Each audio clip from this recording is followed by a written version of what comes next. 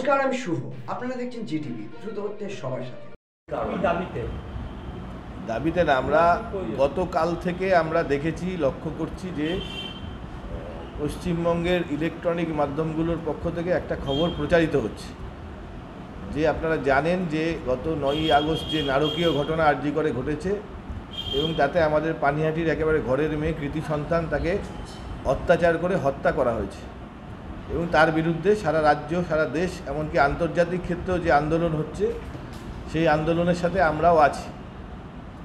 পতাকা ছাড়া মানুষ আন্দোলন করছেন, সারা রাত্রি রাস্তায় থাকছেন, তার সাথে আমরাও রাজনৈতিক দল হিসেবে এই ভয়ানক ঘটনার বিরুদ্ধে যা যা করা দরকার আন্দোলন সংগ্রাম, তার সাথে আমরা পানিহাটি সিপিআইএমের পক্ষ থেকেও সে কাজ করছি। কিন্তু হঠাৎ করে আমরা গতকাল থেকে লক্ষ্য করলাম যে এই ঘটনায় মূলত তৃণমূল কংগ্রেস শাসক দলের যে যোগসাজশ তাকে চাপা দেওয়ার জন্য, আড়াল করার জন্য একটি ঘটনাকে সামনে আনা হলো। পোস্টমর্টেম এবং তাকে ঘিরে ওখানকার প্রাক্তন কাউন্সিলর সঞ্জীব মুখার্জির নাম উল্লেখ করে বারবার এই কথা প্রচারিত হলো যে প্রাক্তন সিপিআইএম কাউন্সিলর, কিন্তু প্রকৃত সত্য, অর্ধসত্য একটা ঘটনাকে প্রচার করা হয়েছে। অবশ্যই সিপিএমের কাউন্সিলর তিনি ছিলেন।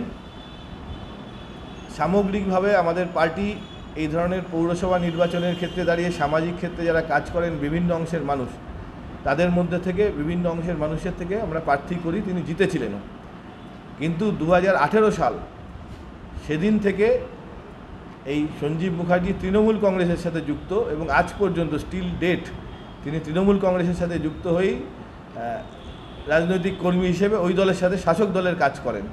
এই ফ্যাক্টটাকে সাপ্রেস করে শুধুমাত্র সিপিএম কাউন্সিলর একথা বলবার মধ্য দিয়ে আসলে একটা রাজনৈতিক স্বার্থকে চরিতার্থ করা হচ্ছিল। সেই কারণেই আমরা মনে করেছি সিপিএমের পক্ষ থেকে যে এই প্রকৃত ঘটনা, প্রকৃত তথ্য, প্রকৃত কথা মানুষের সামনে তুলে ধরা দরকার। এবং আমরা একথা দায়িত্বের সাথে বলতে পারি যে সঞ্জীব মুখার্জি যতদিন পর্যন্ত সিপিআইএমের কাউন্সিলর ছিলেন 2013 সাল, ততদিন পর্যন্ত প্রচার মাধ্যম আপনারা আছেন, মানুষ জানেন, তার সম্পর্কে কোনো নেতিবাচক তথ্য, কথা যদি আপনারা হাজির করতে পারেন আমরা স্বীকার করে নেব। কিন্তু তারপরে 13 সালের পরবর্তীকাল থেকে আস্তে আস্তে তার যোগাযোগ আমাদের সাথে কমে, আমাদের পার্টির সাথে।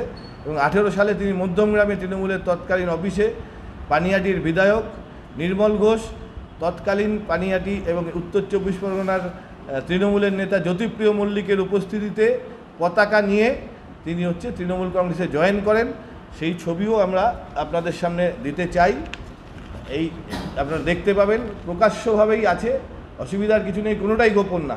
18 সালের একটি দিনে তিনি তৃণমূলের মধ্যমগ্রাম অফিসে গিয়ে যোগদান করেন, সেই ছবিও আমাদের কাছে আছে। এবং তার পরবর্তীকাল থেকে দেখবেন তার বিভিন্ন ছবি আমাদের কাছে আছে, তার প্রচার করা। এই নির্বাচনেও, পৌরসভা নির্বাচনে বিভিন্ন তৃণমূল কংগ্রেসের প্রার্থীদের সম্পর্কে তিনি প্রচার করেছেন, তাদের পক্ষে হয়ে তিনি এখানে আছে, দেখবেন এই যে প্রচার করছেন তিনি। ওখানকার আরেকজন কাউন্সিলর সোমনাথ দের সাথে বাড়ি বাড়ি গিয়ে নির্মল ঘোষ, সৌগত রায়ের পক্ষে ভোটে প্রচার করছেন, সেই ছবিও আছে। কোনোটাই হাইড অ্যান্ড সিক নেই, গোপন নেই। শিয়ালদা স্টেশনে পানিহাটি তৃণমূল কংগ্রেসের মিছিলে সঞ্জীব মুখার্জির ছবি, সেও আমাদের কাছে আছে।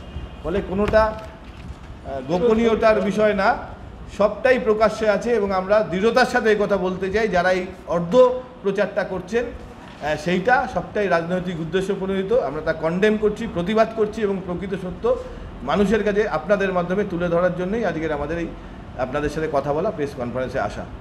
আপনারা এতক্ষণ দেখছিলেন জিটিভি, দ্রুত হচ্ছে সবার সাথে। জিটিভির আরও নতুন নতুন খবরে আপডেট পেতে এক্ষুনি লগ ইন করুন www.gtblivenews.com।